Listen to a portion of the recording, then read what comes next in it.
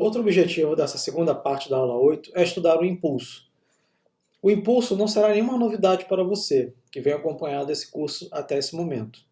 Em uma das aulas anteriores, definimos a variação no momento de um sistema ou objeto como um impulso entregue a ele. Chamamos de a lei do momento linear. A variação do momento linear é igual ao impulso. Implica que o momento final é igual ao momento inicial mais o impulso. Nessa aula, obtemos uma relação entre a força e a taxa de variação do momento linear. Nós escrevemos que a variação do momento linear é igual à força resultante sobre o objeto vezes o intervalo de tempo da interação. Implica que o momento final será igual ao momento inicial mais a força resultante vezes o intervalo de tempo. Veja que eu ia substituir o impulso, que é igual à variação do momento, pela força resultante vezes o intervalo de tempo. Comparando ambas as equações, temos que a equação do impulso é igual ao produto da força resultante pelo intervalo de tempo da interação. O impulso entregue a um objeto durante o intervalo de tempo ΔT é igual ao produto da soma vetorial das forças exercidas sobre o objeto e a duração do intervalo de tempo dessa interação. No sistema internacional, a unidade do impulso, ou variação do momento linear, é redefinida para Newton vezes segundo, que é equivalente a quilograma vezes metro dividido por segundo. Esta unidade, eu já comentei numa aula anterior, é muito interessante, porque ela fala que o impulso é o produto da força pelo tempo. Uma força impulsiva é aquela força que é exercida sobre o objeto por tempo, por unidade de tempo. Vamos estudar esse conceito de impulso mais quantitativamente. Na colisão de dois carrinhos, o impulso de cada carrinho pode ser medido facilmente. Tomemos como exemplo um gráfico da velocidade em metros por segundo pelo tempo em segundos. O carro 1 encontra-se em repouso, ele começa a interagir com o carro 2, a sua velocidade aumenta e após a interação, a sua velocidade permanece constante. Ele teve uma variação de velocidade positiva. Enquanto isso, o carro 2 possui uma velocidade inicial de 0,4 metros por segundo, ele interage com o carro 1, a sua velocidade diminui. Isto implica que a colisão fez com que o carro 2 invertesse o sentido de seu movimento. A variação da velocidade do carro 2 é negativa. A inércia do carro 1 vale 3 kg. Sabemos que o impulso do carro 1 é igual à variação do momento linear do carro 1. O impulso do carro 1 é a sua inércia vezes a variação da velocidade. Estamos supondo aqui que a inércia do carro 1 não muda. A inércia do carro vale 3 kg e a variação da velocidade vale 0,20 metros por segundo. Portanto, o impulso vale 0,60 Newton vezes segundo. O carro 2 possui uma inércia de 1 kg. Por ter uma inércia menor do que a do carro 1, ele tem uma maior variação da velocidade. O impulso entregue ao carro 2 é igual à sua variação do momento. O impulso do carro 2 é o produto da sua inércia vezes a variação da sua velocidade. O impulso do carro 2 será a sua inércia, 1 kg, vezes a sua variação da velocidade, que é igual a menos 0,60 metros por segundo. O impulso entregue ao carro 2 é de menos 0,60 Newton vezes segundo. Em um sistema isolado, a variação do momento linear do objeto 1 mais a variação do momento linear do objeto 2 é igual a zero. A inércia do carro 2 é menor do que a inércia do carro 1. Por tal motivo, tem uma maior variação da velocidade. Contudo, a variação dos momentos de cada um são iguais em módulo. O impulso resultante é nulo, uma vez que há somente forças internas, uma interação de par ou par de interação, durante a colisão. Forças impulsivas são forças que atuam por um dado instante de tempo. Lembre da própria dimensão do impulso, que é o produto da força pelo intervalo de tempo. De forma infinitesimal, a variação do impulso é igual à força resultante vezes o intervalo de tempo da interação. Se a força é não nula, então a variação do momento linear no intervalo de tempo entre t1 e t2 é a integral da variação do momento linear, que é igual à integral no tempo da força resultante pelo intervalo de tempo. Observe que essa força resultante é uma função do tempo. No gráfico à esquerda, vemos um gráfico da força em função do tempo.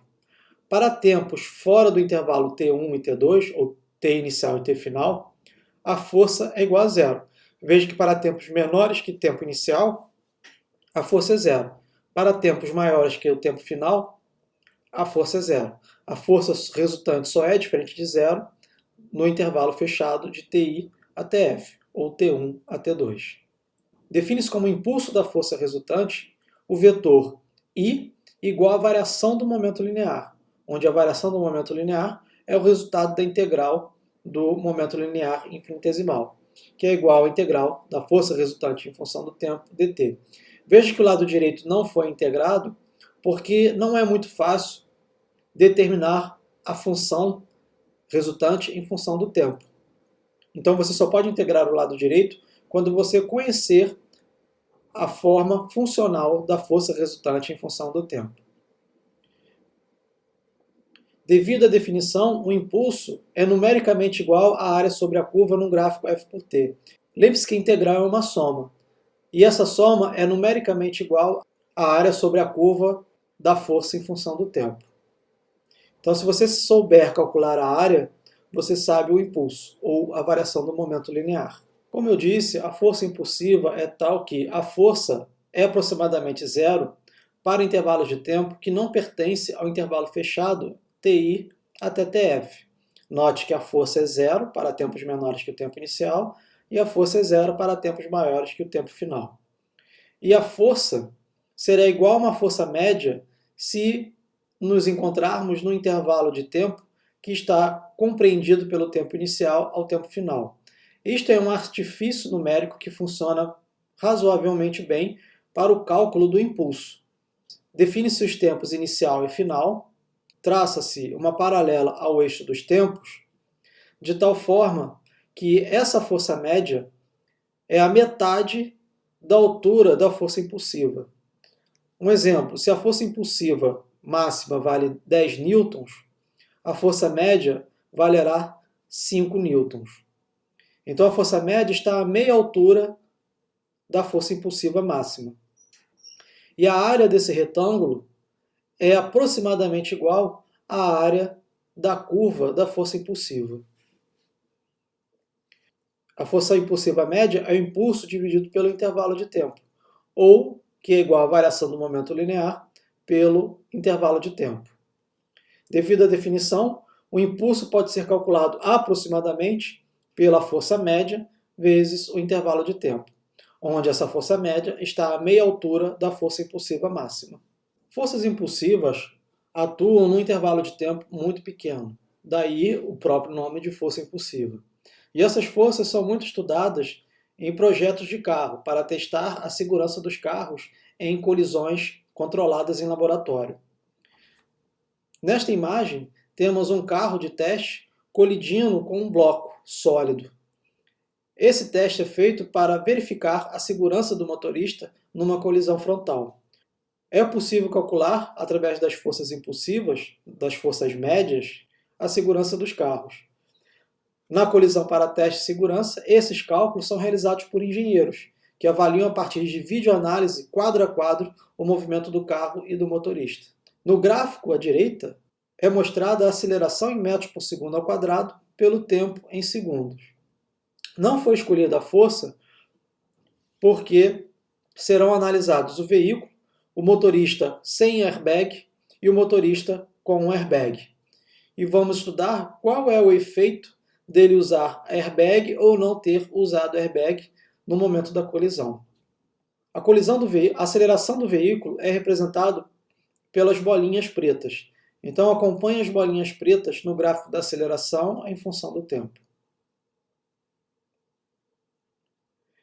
A aceleração do veículo é máxima e atinge o valor de 200 metros por segundo ao quadrado, num intervalo de tempo de aproximadamente 0,075 segundos.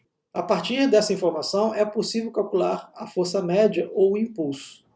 O carro apresenta uma aceleração máxima de 200 metros por segundo ao quadrado, como eu acabei de falar.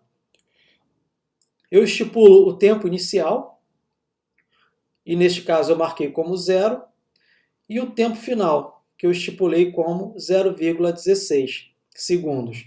Esses tempos inicial e final são os tempos tais que a aceleração é zero. Veja que nesse tempo t igual a zero, a aceleração é zero. E no tempo 0,16, a aceleração tornou-se zero novamente.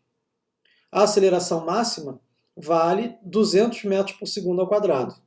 O impulso será essa força dividido pelo intervalo de tempo, que é igual a 0,16 segundos. E vamos encontrar um impulso de aproximadamente 20.000 newton vezes segundo. Esse casinho significa 10 ao cubo. Vejamos agora a colisão do motorista sem airbag, que é representado pelos quadradinhos brancos.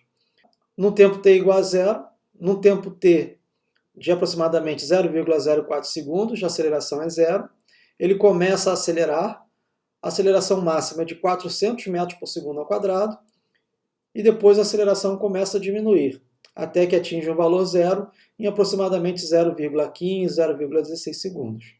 A partir dessa informação, podemos calcular o impulso sobre o motorista, quando ele está sem airbag. Eu represento um tempo inicial, onde a aceleração do motorista sem airbag é zero. Esse meu tempo inicial será de 0,05 segundos. E vejo quando a aceleração será zero após a colisão, em 0,18 segundos. Portanto, o intervalo de tempo dessa interação, dessa colisão, foi de 0,13 segundos.